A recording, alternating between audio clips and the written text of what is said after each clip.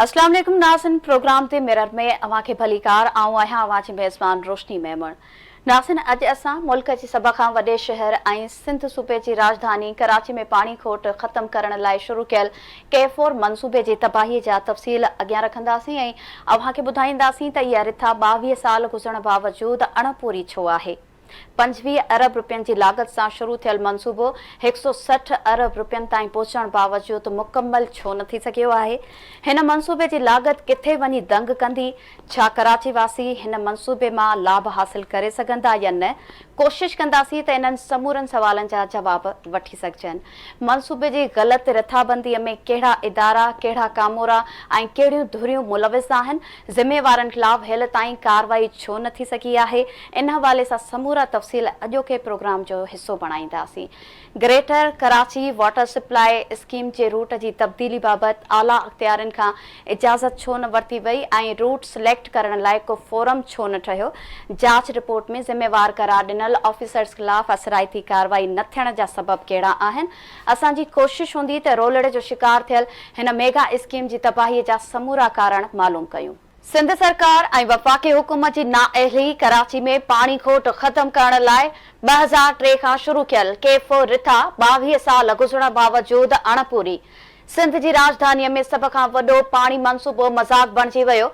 25 अरब रुपयनि जी लागत सां शुरू कयल रिथा 160 अरब रुपयनि ताईं वञी पहुती। Greater Karachi water supply scheme कॾहिं मुकमल थींदी? मंसूबे जी लागत किथे वञी दंग कंदी? सिंध सरकार तोड़े वफ़ाक़ हुकूमत बि अणॼाण। मुल्क जे सभ खां वॾे शहर कराची में पाणी खोट ख़त्म करण लाइ शुरू कयल मंसूबे ते वफ़ाक़ी सरकार जी अदम दिलचस्पी। रुगो 3 अरब 20 करोड़ रुपया रखिया। 2003 में शुरू थियल मेगा मंसूबे जे शुरू खां ई रिथाबंदी दुरुस्त न थी।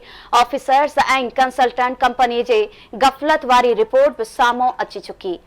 जांच रिपोर्ट में वाटर बोर्ड जे अॻोणे MD, 3 प्रोजेक्ट मैनेजर समेत 12 ऑफिसर्स ज़िम्मेवार निकिता।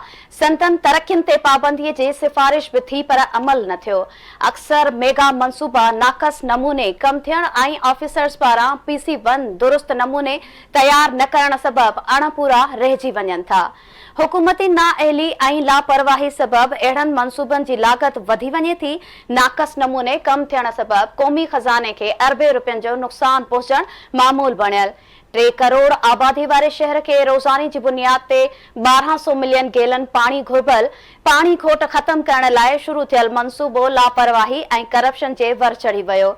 K4 मंसूबे जी दुरुस्त नमूने मनसूबाबंदी न थियण ऐं मुख़्तलिफ़ माण्हुनि तोड़े इदारनि खे नवाज़ण लाइ लाइनिंग जा रूट बि तब्दील थींदा रहिया।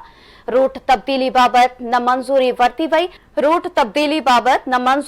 वई। नई रूट सिलेक्ट करण लाइ को फोरम ठहियो। PD ऐं कंसल्टेंट कंपनी गॾिजी रूट तब्दील कया।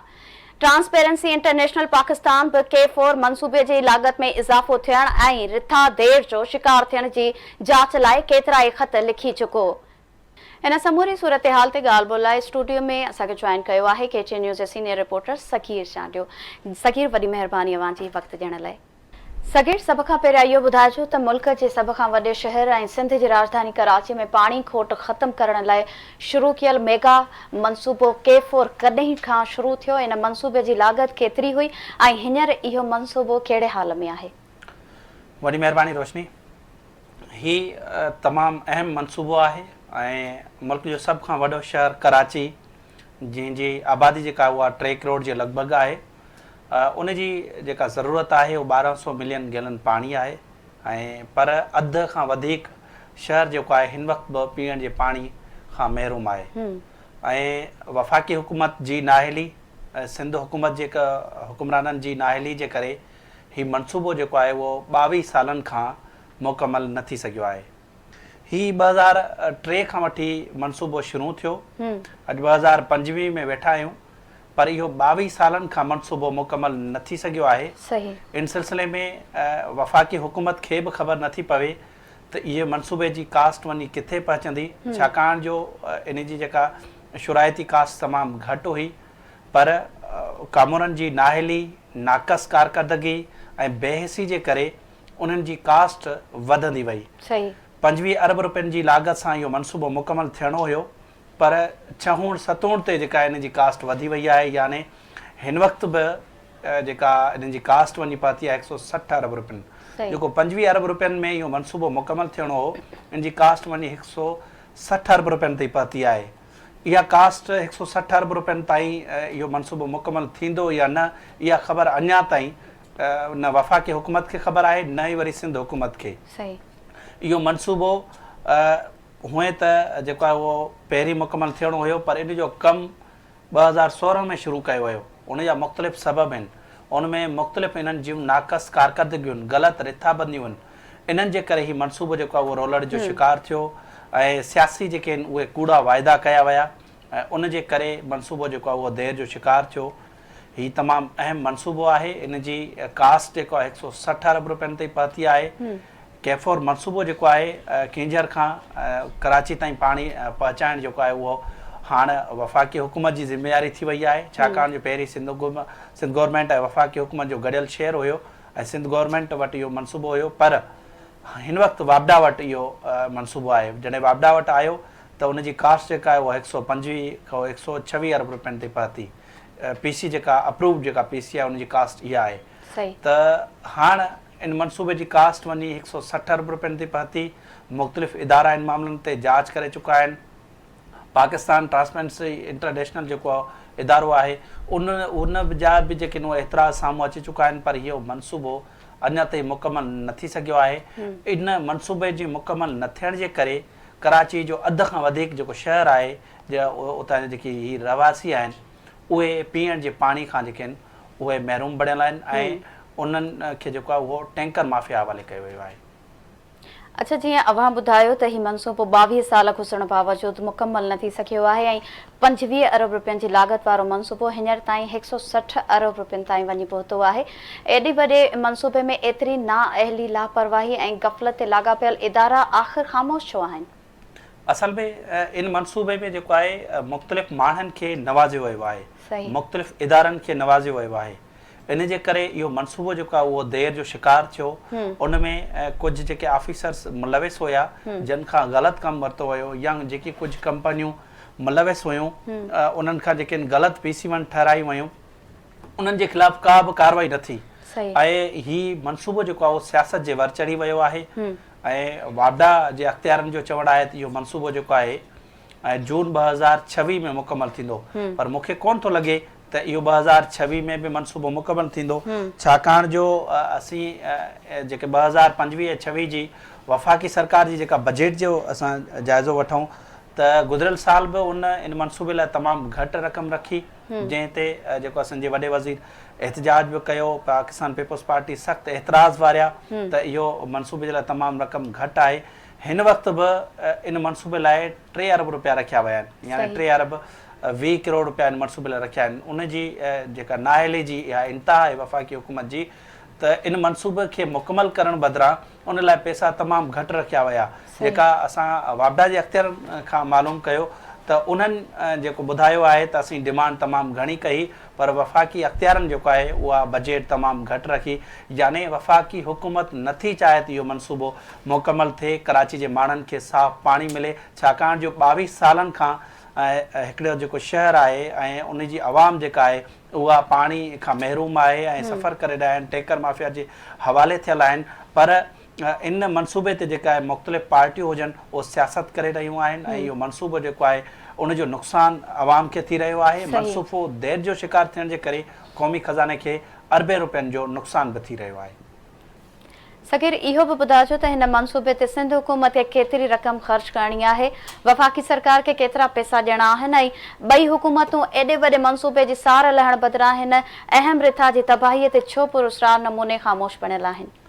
कैफोर जेको आहे मेगा मनसूबो, उन में मुख़्तलिफ़ ॿिया मनसूबा बि शामिल आहिनि ऐं हीउ जेको मनसूबो आहे 160 अरब रुपयनि जी कास्ट ताईं पहुतो आहे।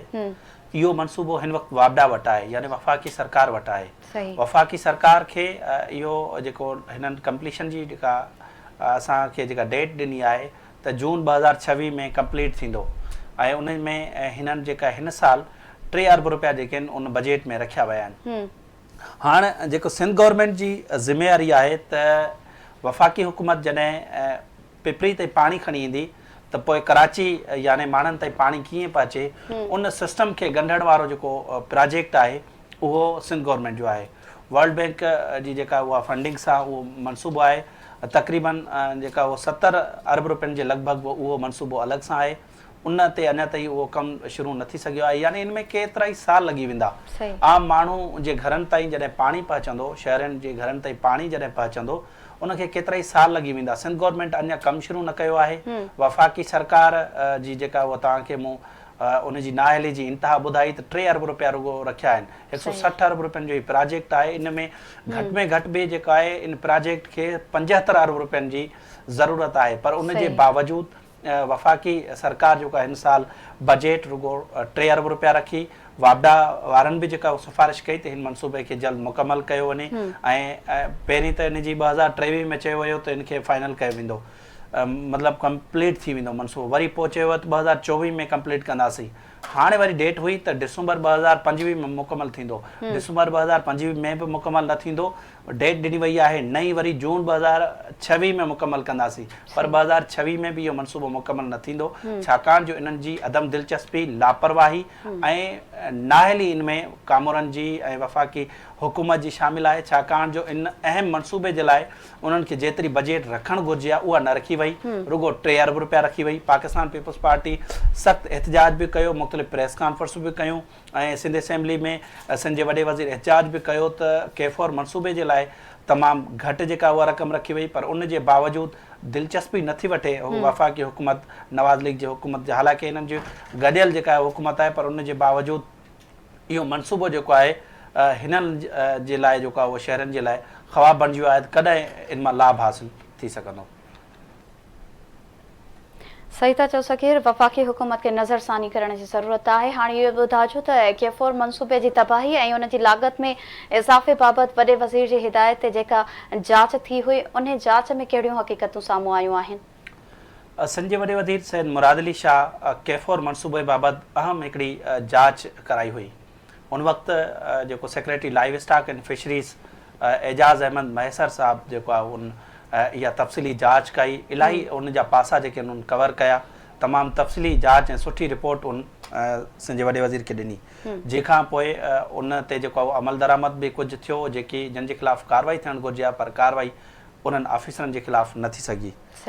एजाज़ साहब जी उन रिपोर्ट में जेको आहे मुख़्तलिफ़ जेके आहिनि उनमें मनसूबाबंदी सही नमूने सां न थियण जी निशानदेही थी हुई, ऐं मुख़्तलिफ़ जेके वाटर बोर्ड जा जेके ऑफिसर्स हुया जन PC1 पहिरीं तयारु कई, ऐं कंसल्टेंट कंपनी जेका हुई ही कंपनी हुई ओस्मानी एंड कंपनी, उन जी जेका गिफ़लत साम्हूं आई, उन सही नमूने सां उन कमु न कयो।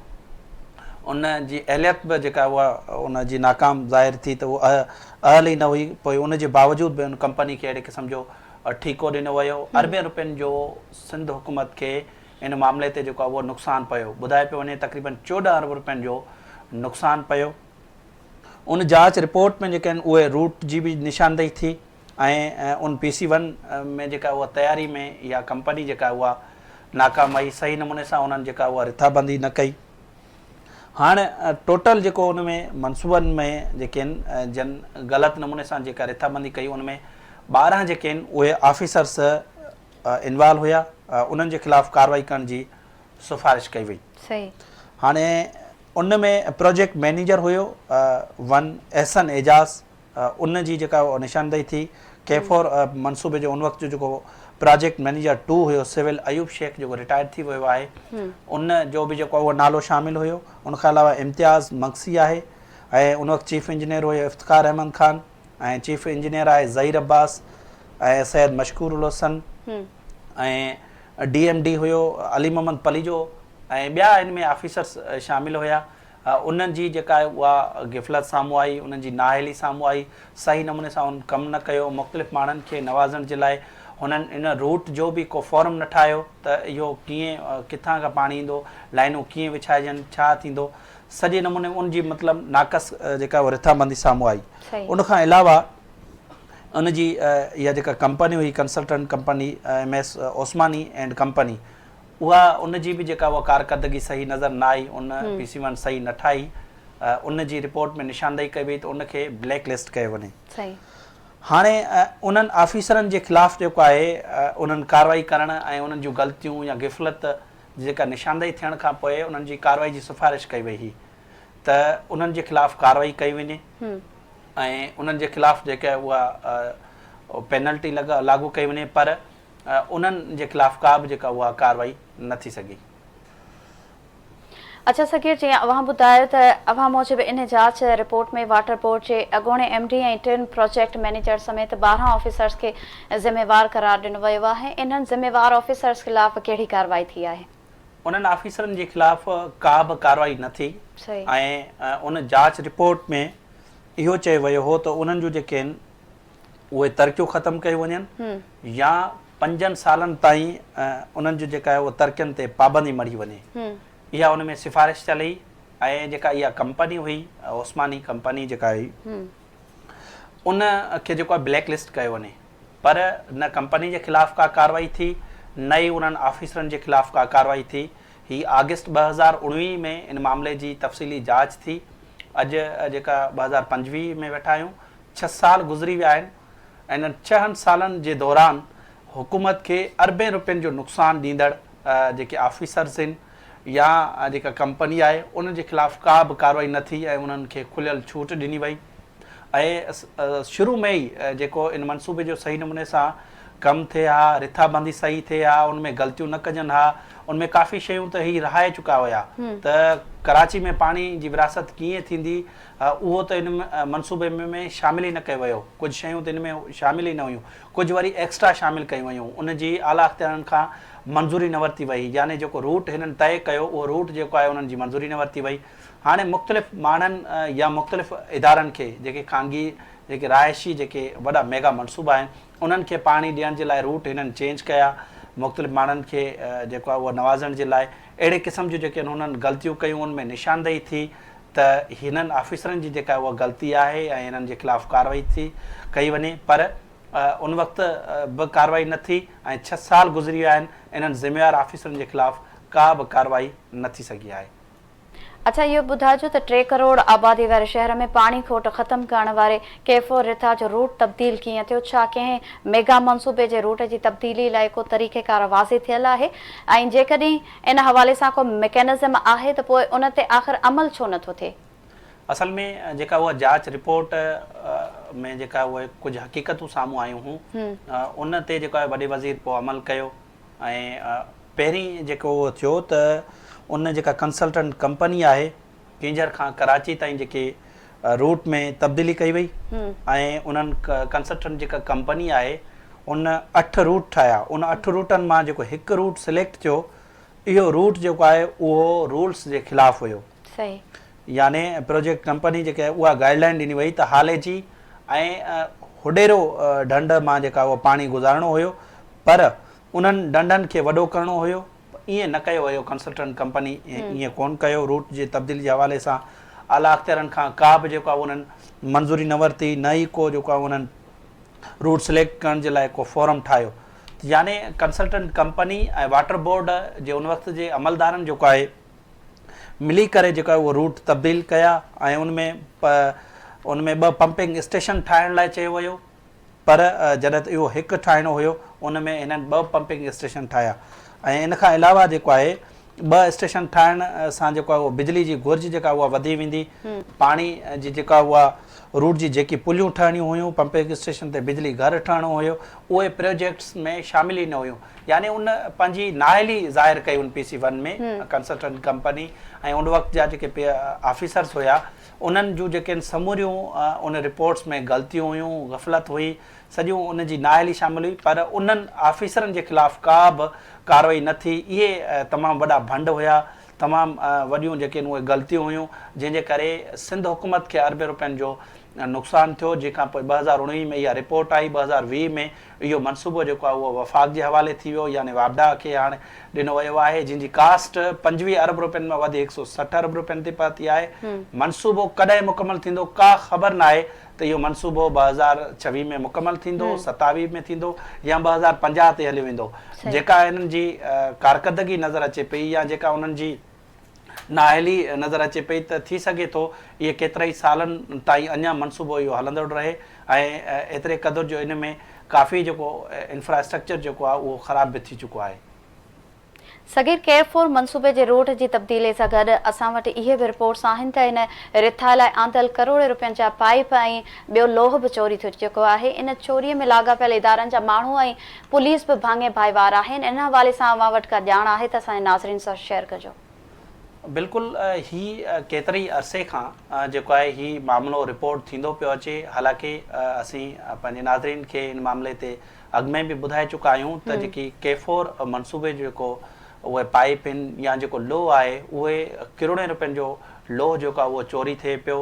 मुख़्तलिफ़ जेके आहिनि उनमें धुरियूं जेके आहिनि उहे मुलविस आहिनि। पुलिस इन में मुलविस आहे, ख़ानगी माण्हू जेके आहिनि मुलविस आहिनि, कुझु इदारनि जा माण्हू मुलविस आहिनि। यानी इहो मामिलो जेको आहे सिस्टम जे ज़रिए थिए थो, मलहीर मां इहो चोरी थिए थो ऐं मुख़्तलिफ़ इलाइक़नि मां इहो चोरी थिए थो, पर इन ते का असराइती का बि कार्रवाई साम्हूं नज़र न आई।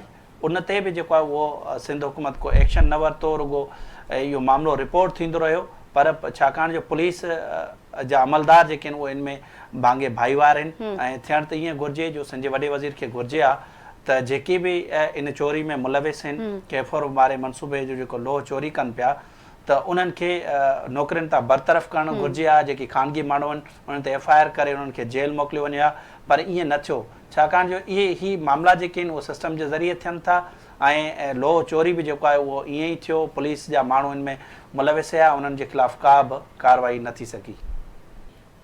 बिल्कुलु हिते सिंध हुकूमत खे बि जांच करण जी ज़रूरत आहे। K4 मनसूबो देर जो शिकार थियण ऐं उन जी लागत में छहोण ते इज़ाफ़ो थियण बाबति ट्रांसपेरेंसी इंटरनेशनल पाकिस्तान ख़त बि लिखिया आहिनि। इहे ख़त कंहिंखे लिखिया विया आहिनि ऐं इन्हनि ख़तनि में कहिड़नि कहिड़नि मामलनि जी निशानदही कई वई आहे? ॾिसो, मुख़्तलिफ़ इदारनि तरफ़ां जेको इन्हनि जी जांच बि कई वई आहे ऐं करप्शन जे ख़ात्मे लाइ कमु कंदड़ जेको ट्रांसपेरेंसी इंटरनेशनल पाकिस्तान इदारो आहे जेको, उन बि मुख़्तलिफ़ वक़्तनि ते वापडा खे ख़त लिखिया आहिनि, संजय वॾे वज़ीर खे ख़त लिखिया आहिनि। जेकी ठीका ग़लति थिया उन जी निशानदेही कई वई आहे त इन में रूट्स जे ख़िलाफ़ जेके उहो कमु कयो वियो ऐं जेकी मतिलबु कास्ट जेका वधी यानी 25 अरब मां 160 अरब रुपयनि ताईं पहुती या इन खां पहिरीं 100 अरब रुपयनि ताईं जॾहिं पहुती हुई त बि उन वक़्तु इहो इदारो जेको आहे उन ख़त लिखियो ऐं उन में निशानदेही कई वई त इन्हनि ऑफिसरनि जी जेका उहा ग़लती आहे, मनसूबो देर जो शिकार थिए थो, क़ौमी ख़ज़ाने खे जेको उहो नुक़सानु थिए थो, उन्हनि जी निशानदेही कई वई त इन मामले जी सही नमूने सां जांच कई वञे। कहिड़ा माण्हू ज़िम्मेवार आहिनि ऐं कहिड़ा जेके आहिनि उहे कहिड़ा इदारा ऐं कंपनियूं जेके आहिनि उहे ज़िम्मेवार आहिनि, उन्हनि जे ख़िलाफ़ प्रॉपर नमूने सां जेको आहे कमु थियणु घुरिजे, उन्हनि जे ख़िलाफ़ कार्रवाई थियणु घुरिजे। पर उन्हनि जे ख़िलाफ़ का बि कार्रवाई न थी। 2021 में बि ट्रांसपेरेंसी इंटरनेशनल पाकिस्तान जेको उहो ख़त लिखियो हो, 2022 में बि ख़त लिखिया, 2023 में बि ख़त लिखिया आहिनि, वापडा खे बि ख़त लिखियो हुयो, संजय वॾे वज़ीर खे बि ख़त लिखिया, इन मामले जी जांच कई वञे। पर उनखां पोइ इन मामले जी का बि जांच न आहे थी। वफ़ाक़ी अख़्तियारनि बि इन मामले जी का जांच न थी आहे।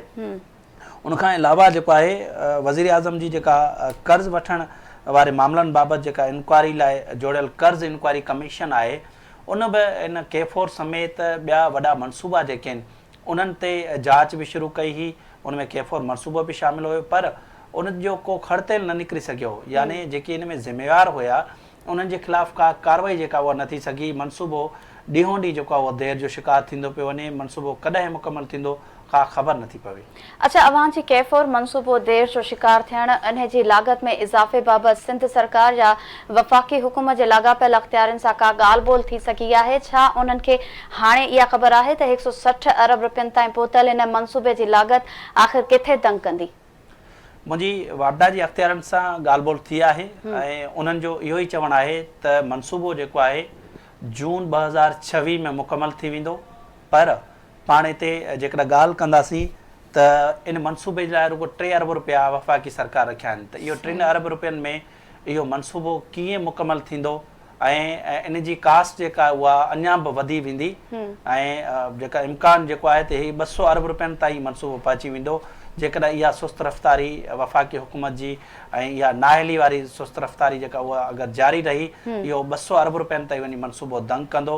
बाक़ी सिंध हुकूमत यानी वाटर बोर्ड जे अख़्तियारनि सां असां ॻाल्हि ॿोल कईसीं त उन्हनि जो इहो मौक़िफ़ साम्हूं आयो आहे त जॾहिं इहो पिपरी ताईं पाणी पहुचंदो, उनखां पोइ कराची में जेको आहे पाणी जेको उहो सिस्टम में दाख़िल करण जे लाइ उहा ज़िम्मेवारी जेका उहा असांखे सौंपी वई आहे ऐं उन ते असीं जल्द जेको आहे उहो कमु शुरू कंदासीं त जीअं माण्हुनि खे घरनि ताईं इहो पाणी पहुचे। पर उहो बि तमामु वॾो कमु आहे, उन में बि केतिरा ई साल जेके आहिनि उहे लॻी सघनि था। सॻी रुगो K4 मनसूबा न पर अहिड़ा खोड़ सारा ॿिया बि मनसूबा आहिनि जिन मां कुझु मनसूबनि ते पाण माज़ीअ में प्रोग्राम करे चुका आहियूं। आख़िर ईअं छो थो थिए त मनसूबनि जी लागत में चोण ऐं पंचोण ते इज़ाफ़ो थियण बावजूदि उहे रिथाऊं मुकमल नथियूं थियनि? आख़िर उन्हनि करप्ट कामोरनि ऐं लाॻापियल कंपनीज़ खां को पुछाणो छो नथो थिए? असल में इन जा मुख़्तलिफ़ जेके आहिनि उहे सबब आहिनि ऐं वक़्त सिर जेका आहे उन्हनि जी फंडिंग नथी थिए, इन जे करे बि उन्हनि जी कास्ट वधी वञे थी, या वरी जेके ऑफिसर्स आहिनि उहे सही नमूने सां उन्हनि प्रोजेक्ट्स जी जेका उहा मनसूबाबंदी सही नथा कनि ऐं उन जे करे बि या वरी उन्हनि मनसूबनि में करप्शन थिए थी, कास्ट वधी वञे थी। इहे सबब आहिनि जिन जे करे इहे रिथाऊं जेके आहिनि उहे मुकमल नथियूं थियनि। हाणे जीअं K4 मनसूबो आहे उहो 2003 खां इहो शुरू थियो, 2025 ताईं बि मुकमल न थियो ऐं इन जी कास्ट बि 66-67 ते जेका उहा वधी वई आहे। ऐं पाण ईंदासीं RBOD 2 वारे प्रोजेक्ट ते त जेको सिमनालनि जो पाणी जेको आहे उहो समुंड ताईं छोड़ करणो आहे, त उहो मनसूबो 14 अरब रुपयनि जी लागत सां शुरू थियो। 2002 जो उहो मनसूबो आहे ऐं उहो मनसूबो 2025 में बि मुकमल न थियो, यानी उन खे बि जेके आहिनि उहे 24-25 साल थी विया आहिनि, उहो मनसूबो मुकमल नथो थिए ऐं उहो मनसूबो त नाकारा थी वियो। 14 अरब रुपयनि जी लागत सां शुरू थियल मनसूबो उहो 62 अरब रुपयनि ताईं वञी पहुतो आहे, पर उहो मनसूबो बि मुकमल कॾहिं थींदो उन जी बि का ख़बर न आहे ऐं 62 अरब रुपया ई जेके आहिनि उहे पाणी में हलिया विया आहिनि। ईअं ई पाण पहिरीं बि प्रोग्राम करे चुका आहियूं, जेकी स्पोर्ट्स कॉम्प्लेक्स आहिनि उहे 2006 में जेके आहिनि उन्हनि जा प्रोजेक्ट्स आया, 2009 में उन्हनि जा प्रोजेक्ट्स आया त कराची में स्पोर्ट्स जेके आहिनि कॉम्प्लेक्स ठाहिया वेंदा, पर उहे मनसूबा मुकमल न थिया थियनि, उन्हनि जी कास्ट जेका आहे उहा वधी वञे थी। ईअं अहिड़े क़िस्म जा लाइव स्टॉक जा मनसूबा आहिनि या PND जा मनसूबा आहिनि या वरी वर्क्स एंड सर्विसिस जा मनसूबा आहिनि, एजुकेशन जा मनसूबा आहिनि या हेल्थ जा मनसूबा आहिनि। उन्हनि जी सही नमूने सां रिथाबंदी न थियण जे करे या वरी बासर माण्हुनि जे कंपनियुनि खे ठेको ॾियण जे करे उहा कमीशन जो हिकिड़ो सॼो चक्कर हूंदो आहे ऐं उनमें करप्शन थियण जे करे या कमीशन वधीक वठण जे करे इहे मनसूबा जेके आहिनि उहे कागज़नि जो सफ़र कनि था ऐं उते सरज़मीन ते अहिड़ो कुझु बि नथो हुजे। वरी महिरबानी सकीर, अव्हां K4 जहिड़े अहम रिथा जी तबाहीअ जो दास्तान ॿुधायो ऐं हिन मनसूबे जे ज़िम्मेवारनि खे वाइखो कयो। नाज़रीन, ईंदड़ प्रोग्राम में कंहिं नए इशू सां गॾु ॿीहर हाज़िर थींदासीं। तेसीं ताईं पंहिंजी मेज़बान रोशनी मेमन खे ॾींदा इजाज़त। लावाही।